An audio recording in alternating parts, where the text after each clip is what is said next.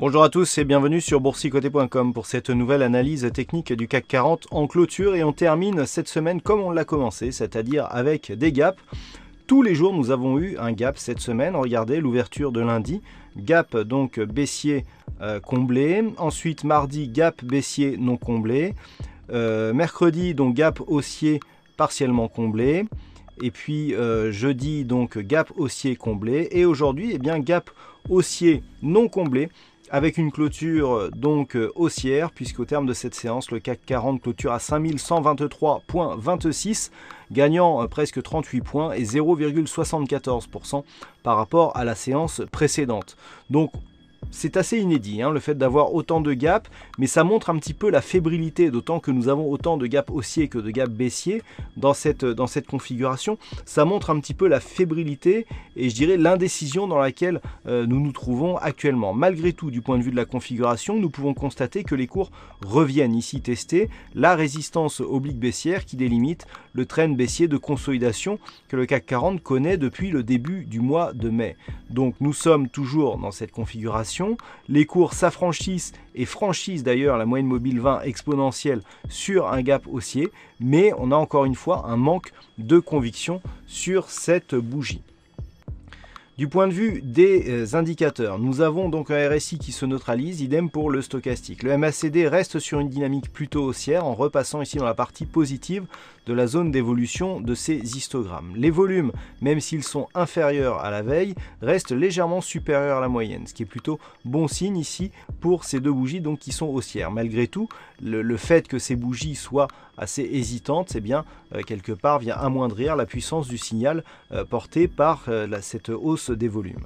Du point de vue de la volatilité, on est largement inférieur à la moyenne. Alors, pour faire la synthèse un petit peu de toutes ces informations, ce qu'il conviendra de retenir, c'est surtout le test ici, le fait que l'on se rapproche de cette zone de résistance. Pourquoi? Eh bien tout simplement puisque après avoir connu une semaine où on est venu toucher quasiment le support oblique baissier qui définit le bas de ce trend, la remontée au final s'est faite d'une manière assez rapide. Et puis on vient ici se porter sur cette zone des 5140 points, zone intermédiaire qu'il fallait surveiller pour aujourd'hui, puisqu'il s'agit de la zone que nous avions ici sur cette succession de points hauts significatifs et qui définissait la résistance temporaire, enfin secondaire, à atteindre, cette zone qui était précédemment support, qui s'était transformée en résistance. Donc tant que celle-ci était résistance, on était toujours dans un flux baissier, et là on est venu de manière assez rapide sur ce niveau, et surtout en franchissant la moyenne mobile 20 exponentielle. Donc si on confirme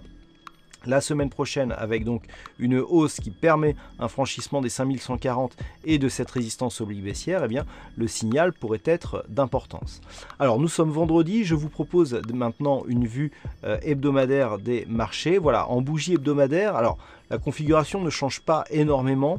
On vient toutefois marquer un contact avec la bande de Bollinger inférieure. Alors attention, ce contact est tout relatif, puisque d'ailleurs il n'y a même pas contact. Au moment où on était ici aussi bas, la bande de Bollinger l'était elle aussi, et donc il n'y a pas eu contact en direct. D'ailleurs on peut remarquer en zoomant que le contact, c'est un quasi-contact, mais il n'a pas eu lieu. Par contre, les cours évoluent bien ici sous cette moyenne mobile 20 exponentielle. Le franchissement s'est fait tout en douceur, et depuis cette bougie ici donc du début du mois d'août, on évolue sous ce niveau. Malgré tout, la zone ici des 5122, c'est justement la zone de clôture de cette bougie hebdomadaire. Donc on est effectivement ici dans une dynamique baissière, mais qui pourrait se retourner, et notamment quand on voit ici cette ombre basse qui est fortement développée par rapport je dirais au reste de la bougie. C'est assez inédit par rapport à cette dynamique où on avait plutôt des ombres hautes sur les bougies précédentes. Là, le fait que l'on ait des cours qui soient descendus et remontés avec une telle vigueur montre qu'il est possible que l'on soit sur une nouvelle dynamique haussière. Du point de vue des indicateurs techniques, nous sommes toujours sur un flux baissier sur le RSI, idem pour le stochastique. Attention ici, le stochastique, si on confirme la semaine prochaine avec une sortie de cette zone de survente, on pourrait avoir un signal de retournement. Signal de retournement d'ailleurs qui avait commencé à apparaître ici sur le MACD, puisque nous avons 3 histogrammes successifs qui sont verts et qui donc signalent un changement ici de la dynamique. Du point de vue des volumes, c'est toujours inférieur à la moyenne. La volatilité monte un petit peu cette semaine. Alors, Si on s'éloigne un petit peu et que l'on trace les retracements de Fibonacci sur la dynamique directe, eh bien nous avons une configuration qui quelque part reste haussière. On a ici un retracement qui vient sur la zone des 23,6 et si je dirais que si on change le Fibonacci comme je viens de le faire à l'instant et que l'on le place directement sur la dynamique vraiment direct, eh bien on est sur un retracement. Vous voyez ici comment le 23,6 a fait office de support et on est venu chercher ici le retracement des 38,2%.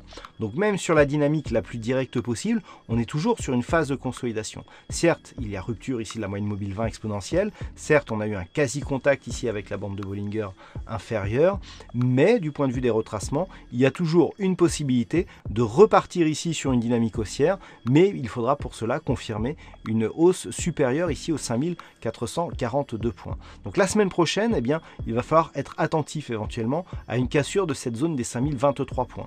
Nous avons un retracement de Fibonacci des 38,2% ici à 5022,96, donc sous les 5023 points. Après le test que nous avons eu de cette semaine, eh bien, nous pourrions avoir un enfoncement, notamment si le plus bas de la semaine était dépassé la semaine prochaine. Auquel cas, on aurait un objectif intermédiaire à 4929, puis la zone ici des 50,61,8. A l'inverse, si les cours repassent ici au-delà des 5122,50, qui est le niveau de clôture quasiment de cette semaine, puisqu'on est à 5123,26, eh bien les cours pourraient bien rebondir, puisqu'il s'agit aussi de la zone autour de laquelle évolue ici la moyenne mobile 20 exponentielle.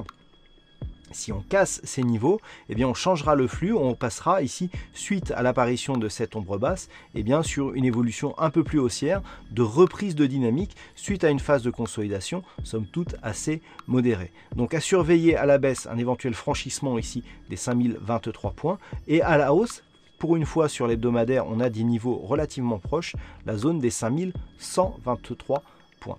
Si nous revenons sur la vue journalière, comment jouer donc la séance de lundi? Eh bien, nous avons ici une dynamique qui est relativement claire, beaucoup de gaps, donc ces gaps sont haussiers. Il va falloir éventuellement, dans le cas d'une consolidation, vérifier si ceux-ci sont comblés et lors du comblement, s'ils agissent plutôt comme support ou s'ils sont franchis d'une manière assez dynamique. Tant que cela n'est pas le cas, et notamment tant que la zone ici des 5105 points environ agit comme zone de support, on est désormais dans une perspective de cassure ici de cette résistance oblique baissière qui reste dans la logique. On le voit, on est en ligne d'ailleurs avec l'analyse du point de vue hebdomadaire. Mais pour cela, il faudrait valider le fait que ces 5122,50 ici agissent désormais comme zone de support. C'est donc ce qu'il faudra surveiller la semaine prochaine. Dans l'éventualité où les cours pourraient casser ici cette zone des 5140, il y aurait inversion de la dynamique court terme seulement en cas de cassure ici de ce point haut significatif, et ce point haut se situe ici à 5200 points. Voilà ce que l'on peut dire donc sur l'analyse technique du CAC 40 pour ce jour. Alors aujourd'hui il y a eu un fixing et c'est Bono qui gagne sur cette session. Bravo à toi Bono. Concernant les statistiques, alors nous avons une conviction, un nombre d'occurrences significatif, mais par contre la conviction n'est pas trop marquée. Alors pour la prochaine bougie, on est plutôt sur une probabilité baissière à partir du niveau d'ouverture. Cette probabilité est quantifiée à 54%, donc 54% d'avoir une probabilité baissière à partir du niveau d'ouverture, donc c'est très partagé. Et l'incertitude domine sur les prochains jours puisque c'est assez aléatoire et en tout cas très proche des 50% sur les 4 bougies suivantes. Voilà, plus de détails donc sur l'analyse technique qui paraîtra dans la nuit de dimanche à lundi. En attendant, eh bien, je vous souhaite à toutes et à tous un bon week-end, bonne chance dans le prochain trade. On se retrouve dès la semaine prochaine pour plein d'autres analyses techniques, toujours sur le site boursicoté.com.